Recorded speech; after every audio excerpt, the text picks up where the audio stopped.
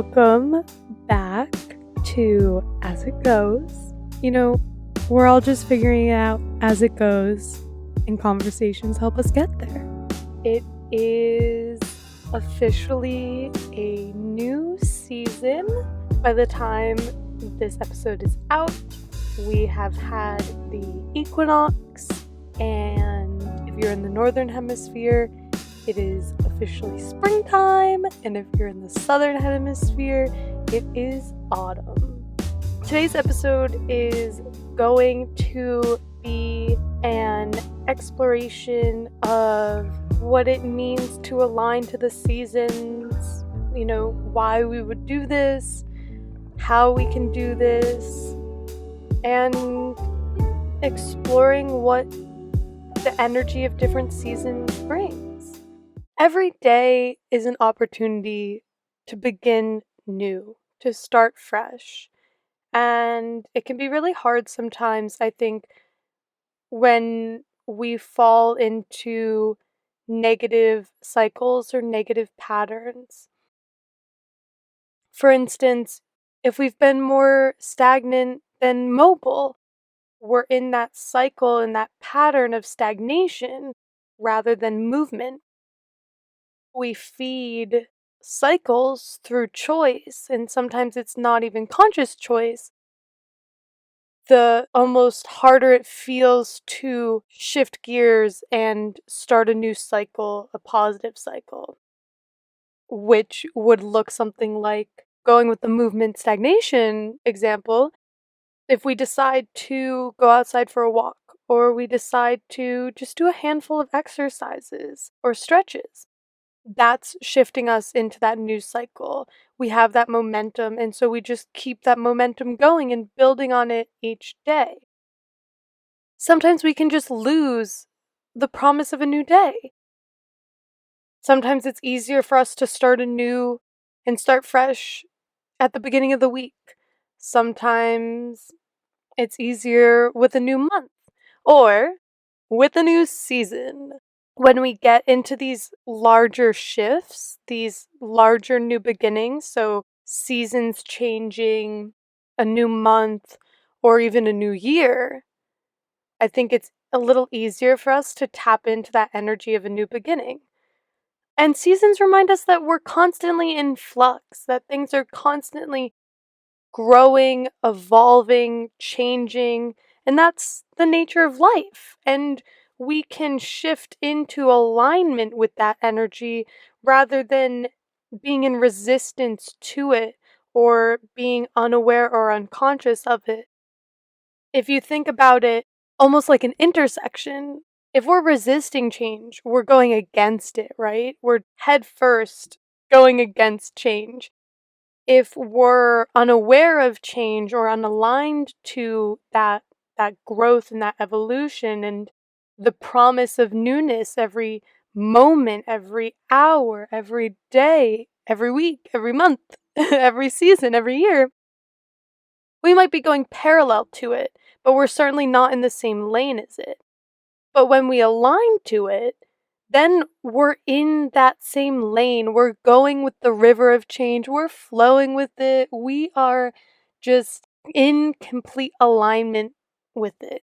And regardless of whether it's good or bad, I have found, and I think a lot of people can relate to this, when we suspend judgment of a situation or a change being good or bad, so when we withhold from judging something as good or bad, we are way more open to the lessons it may have for us, to what it's trying to teach us, and how we can actually benefit from it, because we can look at some difficult situations and I believe there's always a silver lining. That's not to say something isn't difficult. It's not to say we can find silver linings when we look hard enough.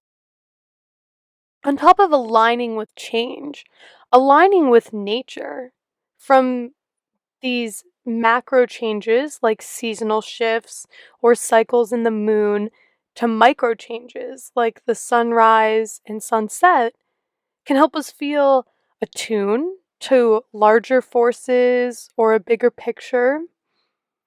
It can provide structure and even a sense of support. It can help us feel a deep sense of connection, both within ourselves and to life itself, as we become more attuned to life cycling around us. It's the same thing as being in alignment with change and being in that same river going the same direction. And it can help us feel balanced and in harmony. How can we align with the seasons, you might be asking? Well, I'm really excited for this because if you're anything like me, I can really struggle in the winter. At the same time, when COVID started, as everything slowed down and came to a halt, the seasons were still moving, the seasons were still shifting. Slowly, to watch that shift and to feel so aligned with it felt really powerful. With winter, that can be all, hunky dory, nice and dandy. But I think for some of us, when winter comes, it's really hard. We can't go outside as much. It's cold.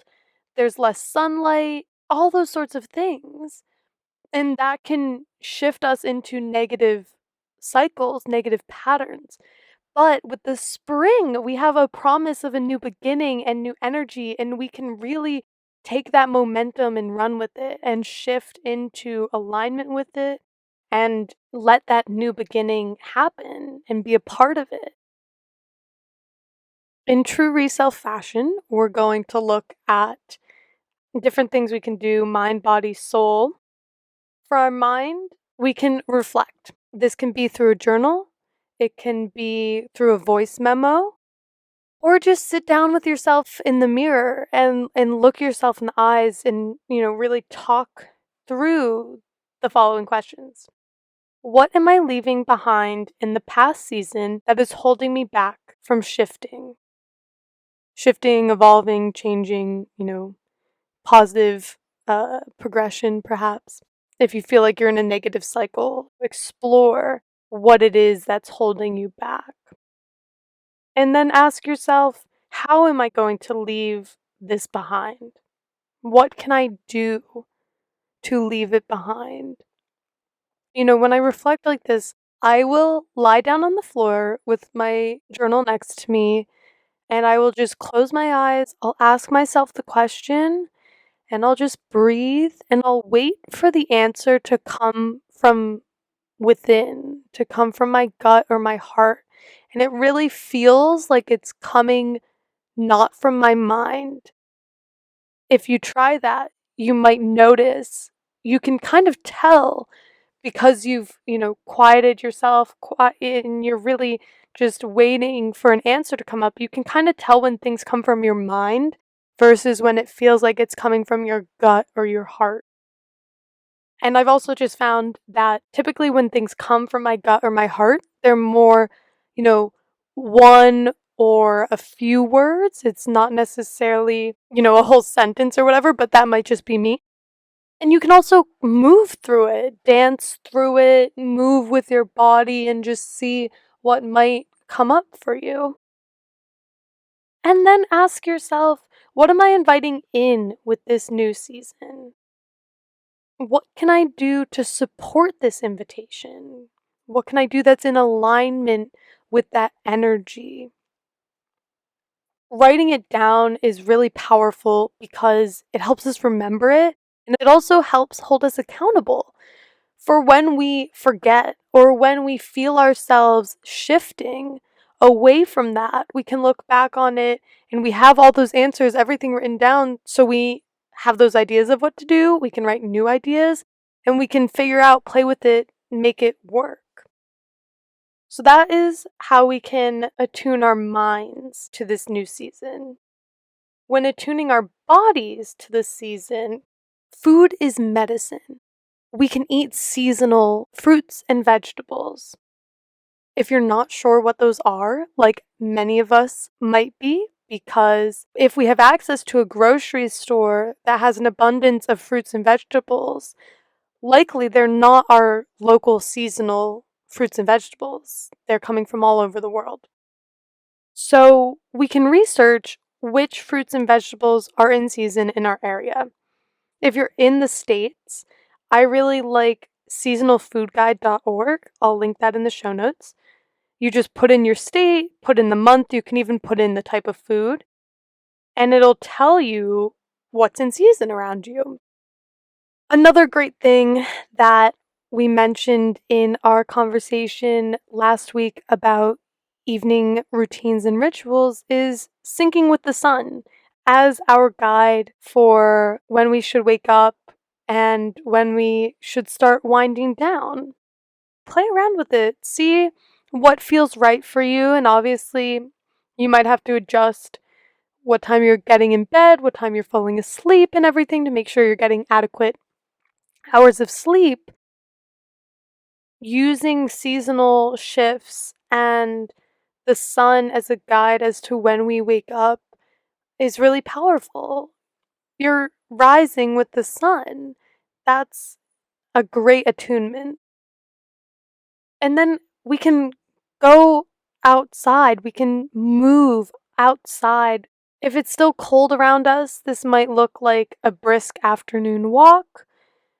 Or if it's warmer, this might look like doing some exercises or a yoga flow in the grass or going for a run or a bike ride. However that looks for you. The more things we do with our bodies to align to nature and the seasons, obviously the more we'll feel aligned with it. And then for our soul, similar to our minds, dedicate some time to sitting with ourselves, undistracted, again, dropping into our body and checking in, and just asking our soul, how am I doing? Where am I on my journey? What do I need from myself this season? How am I growing in this season of my life? And similar to our reflection with our mind, we're asking these questions, but this deliberate time with ourselves, I mean, you can do them all at the same time, but these questions are a lot deeper. It's going within and really asking ourselves, where am I? What do I need? Where am I going? Where do I want to go? Where is my soul craving to go? How can I nurture you, soul? All those sorts of questions. So this is a reflection in a sense, but it's much more about just reconnecting with ourselves on a deliberate and meaningful level. And then clean, organize, and declutter. As we shift our space around us, our inner space releases. It's way easier for us to shift out of that negative pattern or negative cycle and to align with new positive ones. Whatever we haven't been using, or in Marie Kondo's words, what doesn't spark joy, donate it, sell it. And then bring nature inside. If you're into aromatherapy or looking to get into it, look up essential oils for the season and see what comes up, see what kind of combinations you can do. If it's spring, maybe try growing a plant or a flower from seeds and watch as you grow with your plant or flower.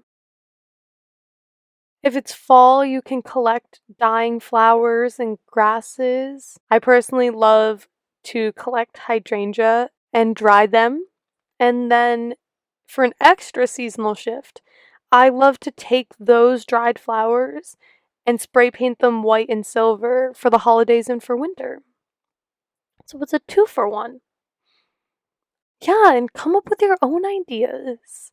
See what feels right for you. Just a note on the March 20th equinox.